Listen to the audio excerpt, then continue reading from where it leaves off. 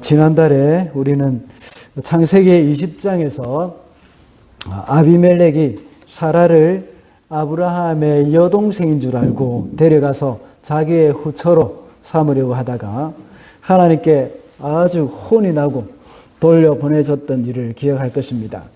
이 사건을 통해서 그리스도인의 영향력이라는 제목으로 말씀을 살펴봤습니다. 그리고 나서 이삭이 태어나고 다시 어느 정도 시간이 흐른 후에 이제 아브라함은 이 하갈과 이스마엘을 내어 쫓았습니다. 그때 무렵에 이제 또다시 아비멜렉이 자신의 군대 장관 비골을 데리고 아브라함에게 찾아왔습니다. 이때에 아비멜렉은 아브라함을 찾아간 이유가 그만큼 아브라함의 위상이 높아졌다. 그것을 우리가 알 수가 있습니다. 이번에 아비멜렉이 아브라함을 찾아간 것이 그것을 볼 때에 우리가 아브라함의 위상이 높아졌다 하는 것을 알게 되어진다는 겁니다. 아브라함은 떠돌이 나그네에 불과했지만 하나님께서 아브라함을 높여주시고 함께 하시니까 하나의 부족 국가의 왕이 이렇게 자기를 찾아와서 자기와 동등한 위치에서 이렇게 서로 이야기를 나누고 언약 관계를 맺었던 것입니다. 한 나라의 왕이 군대 장관을 대동해서 이렇게 그 사람을 방문했다 하는 그런 의미입니다. 이것은 민생 순찰, 이것의 차원이 아닙니다. 아비멜렉은 아브라함을 방문해서 조약까지 맺었다는 것입니다. 이것은 나라의 대표끼리 만남과 다를 바가 없는 것입니다. 여기서 우리는 또다시 그리스도인의 영향력을 보게 됩니다. 아브라함에게 한 국가의 대표가 찾아갔기 때문에 이 영향력이 크다는 그런 뜻이 아닙니다. 국가의 대표가 찾아간 그 이유 때문입니다. 무엇 때문에 아비멜렉이 아브라함을 찾아갔느냐 하는 그것입니다. 그 이유는 하나님이 그와 함께 했기 때문이라는 것입니다. 하나님이 아브라함과 함께 하고 계시기 때문에 그 주위의 사람들이 그를 인정할 수밖에 없었다는 것이 중요한 것입니다. 그래서 오늘도 역시 지난달에 살펴본 바와 같이 그리스도인의 영향력이라는 제목으로 계속해서 말씀을 살펴보도록 하겠습니다. 첫째로 그리스도인의 영향력은 이 초신자들의 입을 통해서 이 불신자들의 입을 통해서 증거가 되어집니다. 22절입니다. 제가 읽어보겠습니다. 그 무렵에 아비멜렉과 그의 군사령관 비골이 아브라함에게 말하였다. 하나님은 당신이 무슨 일을 하든지 당신을 도우십니다. 아비멜렉은 좋은 관계를 맺기 위해서 아브라함을 찾아갔습니다.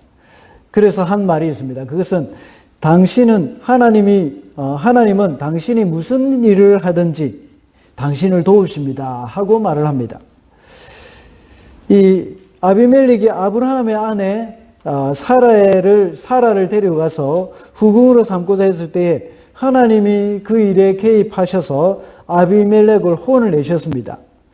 그래서 아비멜렉은 사라를 아브라함에게 돌려보내고 또 많은 재물까지 함께 주었습니다. 그리고 아브라함이 기도를 해줬을 때에 그들이 다 살 수 있게 되어졌다는 것을 우리 지난 20장에서 살펴봤습니다. 그 후로 아비멜렉은 아브라함에 대해서 여러 가지 의문을 품고 있었을 것입니다.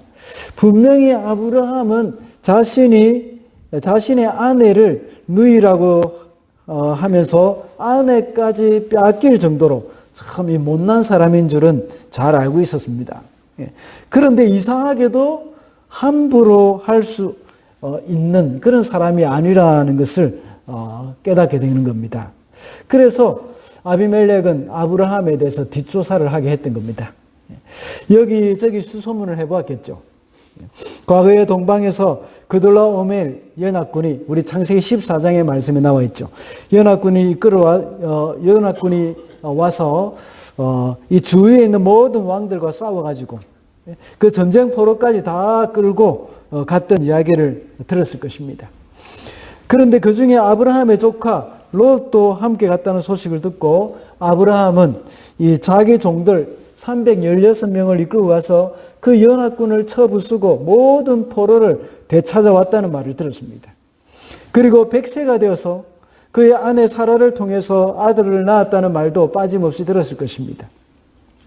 그 아들은 하나님께서 주신 그 약속하신 그 아들이었는데 그 아들을 낳기 전 1년 전에 하나님이 예언을 하신 것을 이루신 것이라는 그 말씀입니다.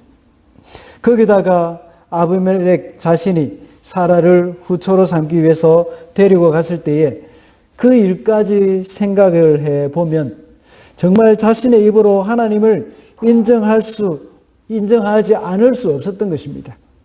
도대체 모든 것이 우연이라고 말을 하기에는 부인할 수 없는 그런 진실을 아비멜렉이 직접 자신이 경험했던 일입니다. 이렇게 하나님께서 아브라함에게 행하신 일을 보면 아비멜렉은 참 자신의 입으로 아브라함과 함께 하시는 그 하나님을 인정할 수밖에 없었던 겁니다. 그래서 오늘 본문 22절과 같이 하나님은 당신이 무슨 일을 하든지 당신을 도우십니다 라고 말을 했던 것입니다.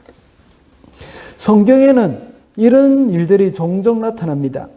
다니엘서에 보면 느부갓네살이나 다리오 왕 같은 사람들이 이 다니엘을 통해서 하나님이 행하신 크신 일을 보면서 하나님을 찬양하는 그런 장면이 나타납니다. 특히 다니엘서 2장을 보면 느부갓네살 왕이 꾼 꿈, 그것을 다니엘이 무슨 꿈을 꿨는지도 정확하게 알아맞혔고 그리고 꿈 해석까지도 해주었습니다. 그러자 느부갓네살 왕은 하나님을 찬양했습니다. 그 내용이 다니엘서 2장 47절에 잘 나와 있습니다. 우리 한번 읽어보실까요? 시작. 왕이 다니엘에게 말하였다. 그대들의 하나님은 참으로 모든 신 가운데서 어뜸가는 신이요 모든 왕 가운데서 어뜸가는 군주이시다.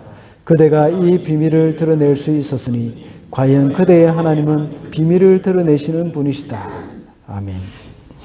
하나님을 알지 못했던 느부갓네살이 다니엘을 통해서 이런 놀라운 고백을 했던 것입니다.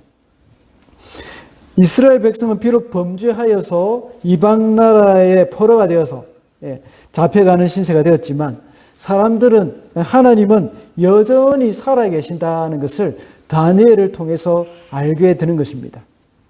그래서 오히려 하나님은 이스라엘만의 하나님이 아니라 온 우주를 다스리시고 또 역사의 주인이심을 다니엘서를 통해서 보여주고 있는 것입니다. 그래서 다니엘서를 보면 매 장마다 하나님의 위대하심이 나타납니다. 그래서 느부갓네살 왕도 하나님을 찬양하는 것이 나타나 있고 그리고 또한 다리오 왕도 역시 이 부분에 있어서 하나님을 인정할 수밖에 없는 그런 일들이 계속해서 나타나던 것입니다.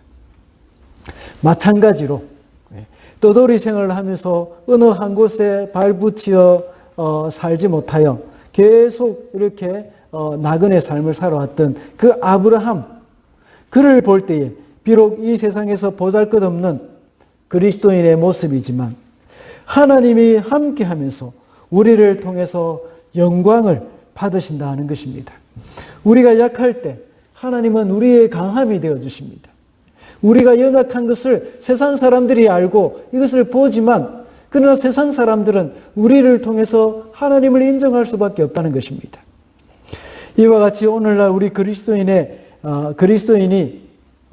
대단한 것이 대단하기 때문이라고 할 수 있는 것이 아니라 이 그리스도인을 도우시는 그런 하나님이 크신 분이시기 때문이라는 겁니다. 사도 바울은 고린도후서 4장 7절에 이 보물을 질그릇에 간직하고 있다고 했습니다. 그래서 엄청난 능력은 하나님에게서 나는 것이지 우리에게서 나는 것이 아니라는 것을 말씀하고 있는 겁니다. 비록 우리는 이 세상에서 부족한 것이 참 많고 그리고 참 연약한 것이 참 많습니다. 모두 다 질그릇같이 보잘것없이 느껴질 때도 참 많습니다. 그럼에도 불구하고 우리가 존귀한 것은 우리 속에 계시는 주님 때문입니다. 만약 우리가 스스로 높아지려고 하고 참 잘난 척 할 때는 세상 사람들은 우리를 정말 무시하게 됩니다. 그러나 우리가 주님 앞에서 낮아질 때에 하나님은 우리를 높이시고 우리를 통해서 하나님이 역시 높아지십니다. 이 세상의 사람들도 역시 우리를 보면서 너를 보니 하나님이 살아계심을 알 수 있겠다 하는 그런 말을 하게 되는 것입니다. 두 번째로 그리스도인의 영향력은 그리스도인의 삶을 통해서 나타나게 됩니다. 23절 말씀입니다. 이제 여기 하나님 앞에서 당신이 나와 나의 아이들과 나의 자손을 속이지 않겠다고 맹세하십시오. 당신이 나그네 살이를 하는 우리 땅에서 내가 당신에게 한 것처럼 당신도 나와 이 땅 사람들에게 친절을 베풀어 주시기를 바랍니다. 아비멜렉이 말하기를 하나님 앞에서 맹세하라고 말을 합니다. 23절에서 말하는 이 속이다 하는 이 말은 언약에서 약속한 것을 거짓 없이 성실히 수행해 주십시오 하는 이런 의미입니다. 그리고 그 약속으로 하나님께 맹세하라고 말씀합니다. 특정한 것에 맹세한다는 그 말은 거기에 가치를 두고 있다는 말입니다. 성경에서 맹세에 대한 말씀이 많이 나옵니다. 마태복음에 보면 성전에 두고 맹세한다는 말이 있는데 이 말은 유대인들이 그만큼 성전에 가치를 두고 있다는 것입니다. 그리고 이 제단을 두고 맹세한다는 그런 말도 역시 마태복음에 있습니다. 이 말씀은 또 유대인들이 그만큼 그 하나님 앞에 하나님의 제단에 그렇게 많은 가치를 두고 있다는 것입니다. 오늘날 내기를 하는 경우도 많이 있습니다. 한국 축구가 올림픽에서 이 금메달을 딴다. 여기에 내가 100불을 걸겠다 하고 말하는 것은 그 100불에 이 가치를 두고 있다는 말입니다. 그와 같이 하나님께 맹세한다는 말도 역시 아브라함이 하나님께 가치를 두고 사는 사람이라는 것입니다. 이것을 아비멜렉이 아브라함에게 말을 했습니다. 당신의 하나님께 맹세하십시오. 우리를 속이지 않고 우리 후손에게 잘 대하겠다는 그것을 당신의 하나님께 맹세하십시오 하는 그런 말을 합니다. 이 말은 이 아비멜렉이 생각할 때에 아브라함을 보니까 아브라함은 하나님께 가치를 두는 사람이구나 하는 것을 그는 알게 되었던 것입니다. 오늘 본문에서 아브라함이 하나님께만 가치를 두고 있다는 증거가 있습니다. 그것은 자기가 판 우물을 아비멜렉의 종들에게 빼앗겼을 때, 빼앗기고 나서 그는 가만히 있었다는 것입니다. 그는 우물을 빼앗기지 않고 대적해서 같이 싸워서 우물을 지킬 수도 있었습니다. 그러나 그렇게 하지 않고 그냥 놓아두었습니다. 왜 그랬겠습니까?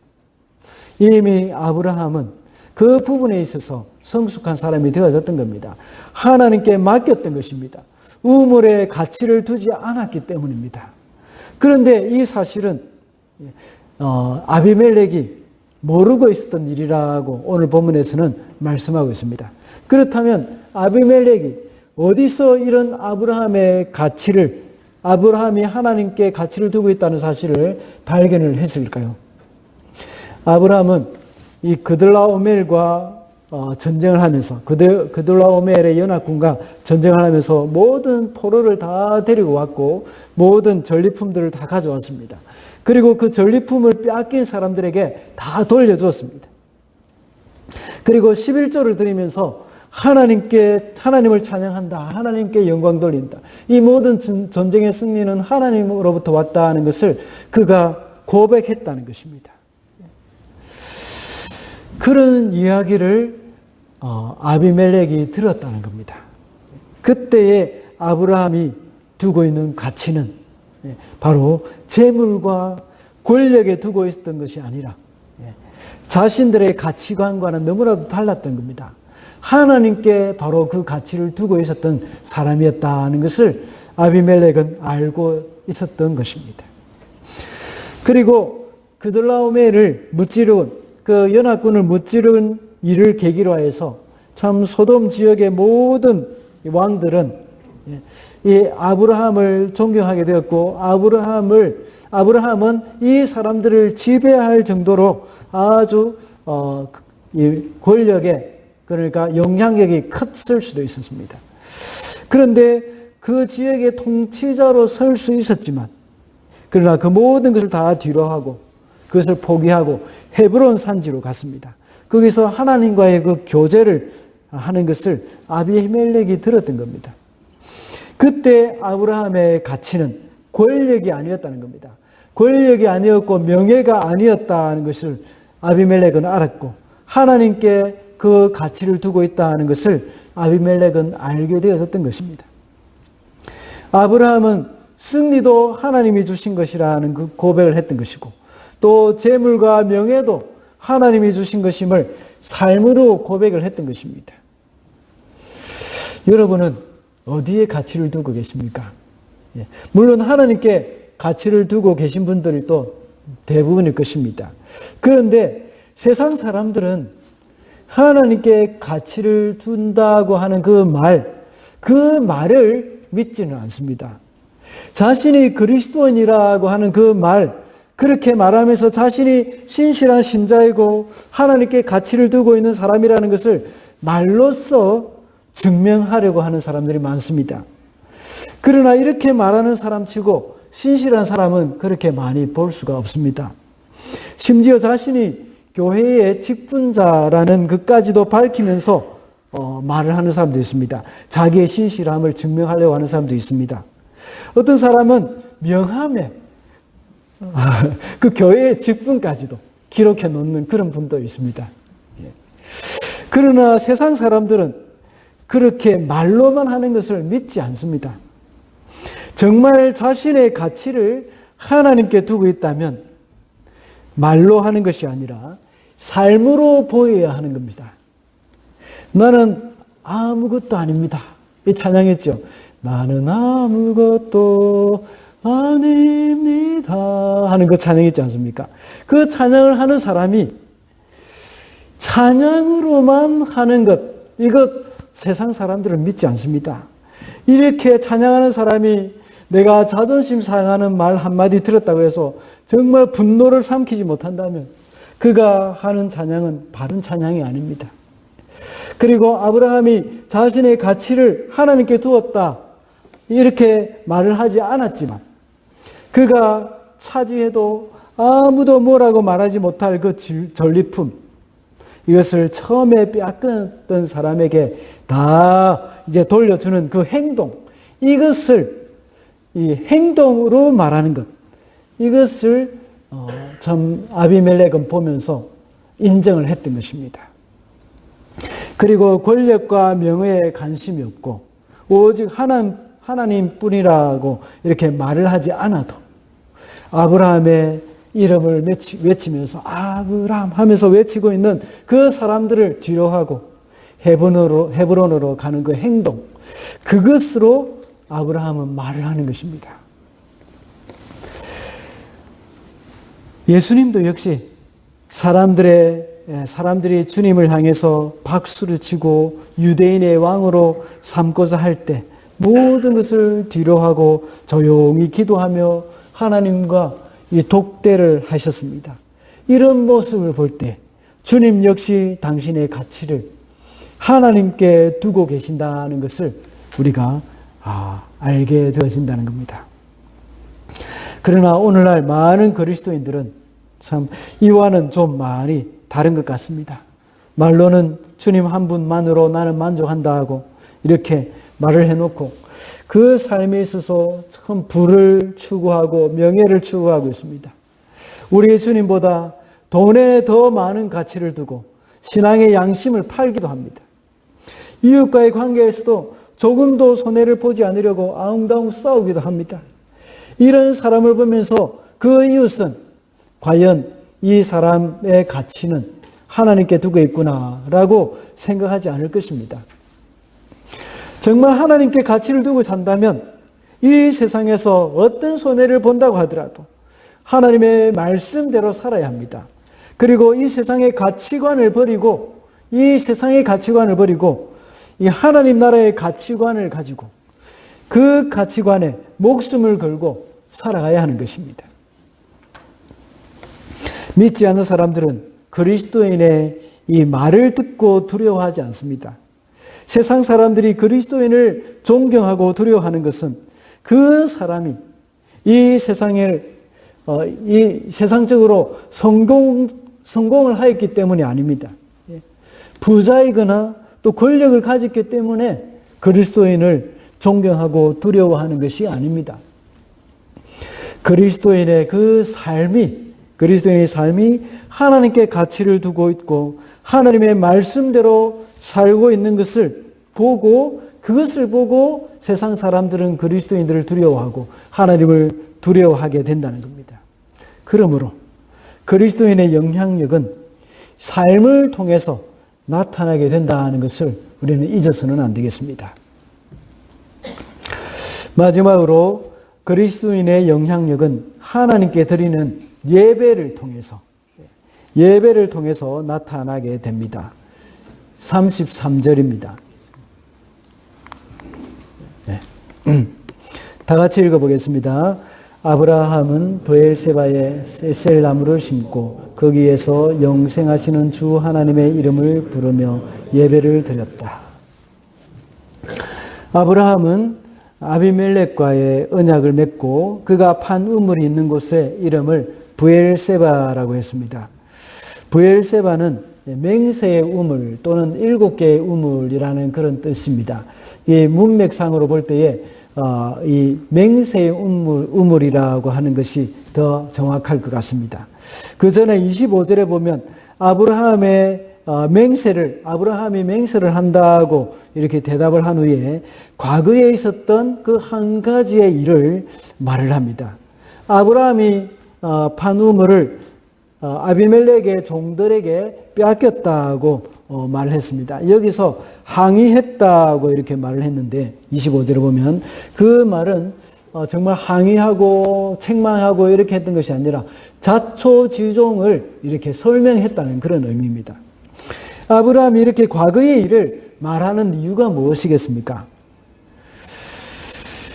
아브라함은 이 전리품을 다 빼앗긴 사람, 전리품을 다 받아가지고 빼앗긴 사람들에게 다 되돌려 줄 정도로 관대한 사람입니다.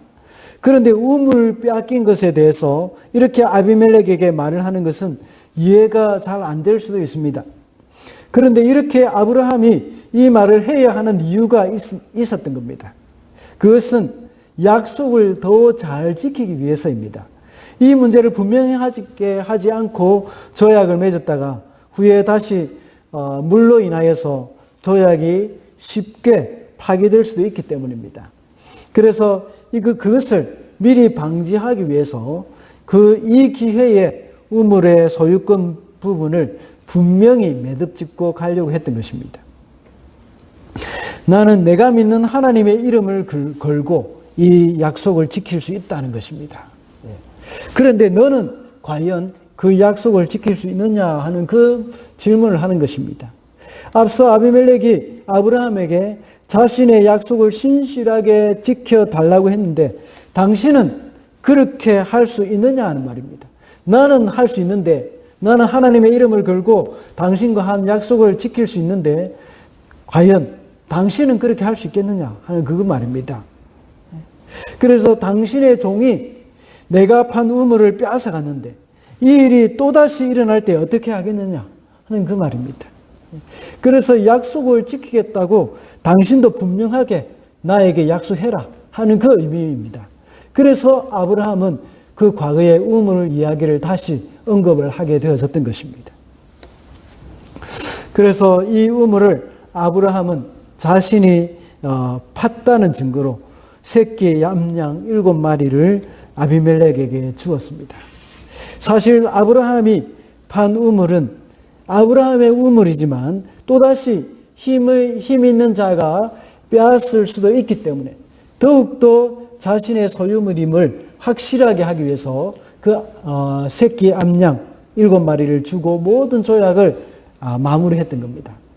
사실 이 우물물은 하나님께서 아브라함에게 이제 허락하신 그 약속의 시발점이라고 할 수 있습니다. 그래서 아브라함은 이곳에 나무를 심었습니다. 그 우물 옆에 에셀 나무를 심었습니다. 에셀 나무는 이 사막과 같은 아주 척박한 땅에서도 굉장히 잘 자랍니다. 나무 뿌리가 20m, 30m까지 이렇게 깊이 내려갑니다. 그래서 그만큼 이 사막 지역에서도 이 에셀 나무는 생명력이 질기고 또 오랫동안 사는 그런 나무입니다.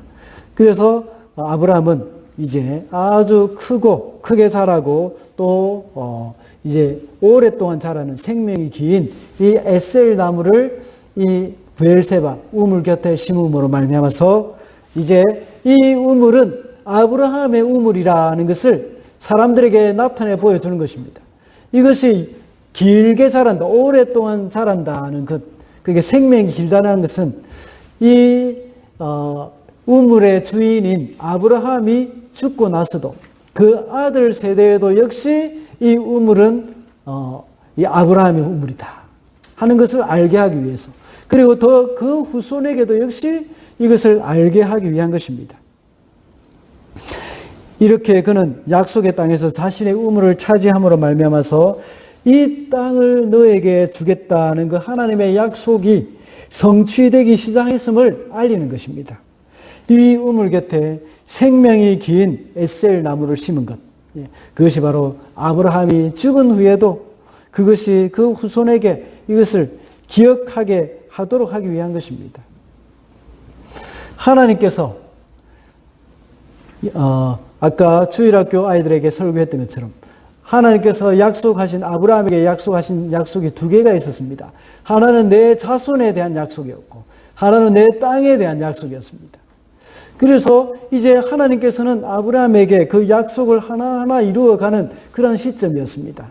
그래서 수년 전에 아브라함에게 이삭을 주심으로써 내 자손이 바닷가의 모래알과 같이 하늘의 별과 같이 많아질 것이다 하는 그 약속의 시작이 되어졌던 것입니다.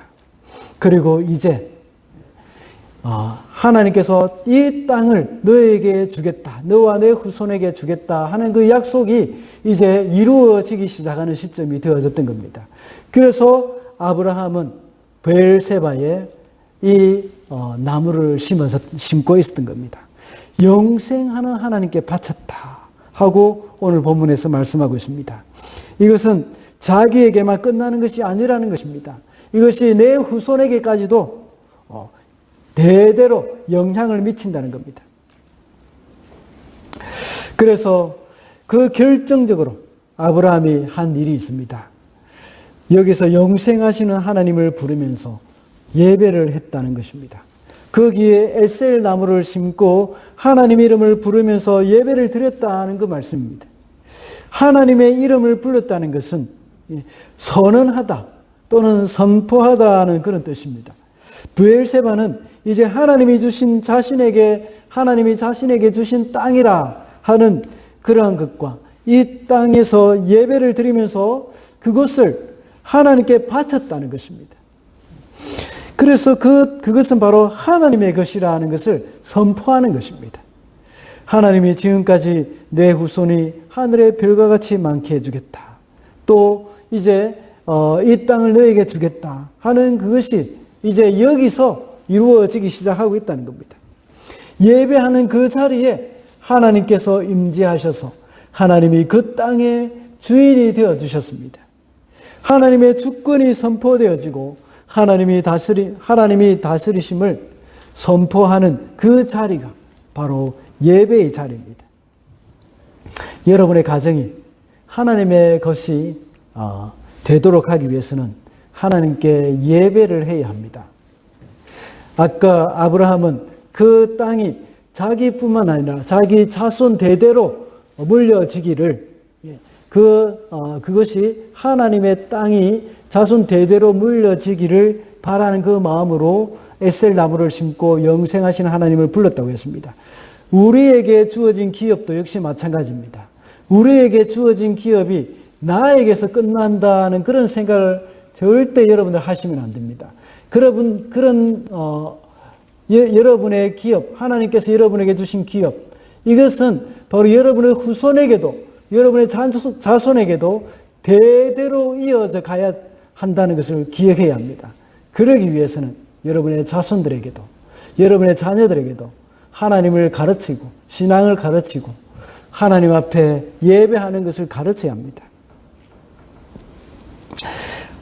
그리고 하나님이 받은 것을, 하나님이 주신 것을 가장 확실하게 관리할 수 있는 방법은 하나님께 다시 드리는 것입니다. 팔레스타인 지방은 우물이 아주 귀하기 때문에 이 목축을 하는 그들로서는 우물을 확보한다는 것은 굉장히 중요한 것이고, 그것과 함께 우물의 확보는 땅의 확보와 마찬가지입니다. 이제 확보한 땅이 하나님의 땅이 되게 함으로써 가장 확실한 관리를 할 수 있게 되는 겁니다. 우리의 가정, 우리의 자녀들 가장 잘 관리할 수 있는 방법은 하나님께 드리는 것입니다. 하나님이 우리 가정의 주인이 되시고, 하나님이 우리의 자녀들의 주인이 되시도록 이렇게 우리는 주님 앞에 드려야 하는 겁니다. 이 자녀는 하나님이 나에게 주신 선물이지만 이것은 하나님께 속하였다는 것을 우리는 고백을 해야 합니다. 참, 그런데 안타깝게도 조금 전에 말씀드린 대로 말로만 하나님께 드린다고 했지만 계속해서 자신의 것을 주장하는 그런 일들이 참 많습니다. 내가 아니면 안 된다는 그런 생각을 가지고 끝까지 포기를 하지 못하고 붙들고 있다면 또다시 아비멜렉의 종이 와서 빼앗아갈 수도 있습니다. 아브라함은 자기 것이 아니라 하나님의 것이라고 주님 앞에 내어드렸습니다. 그래서 하나님의 것, 예배 드림으로 말미암아 이것이 하나님의 것이라는 것을 선포함으로 말미암아 아브라함의 소유인 그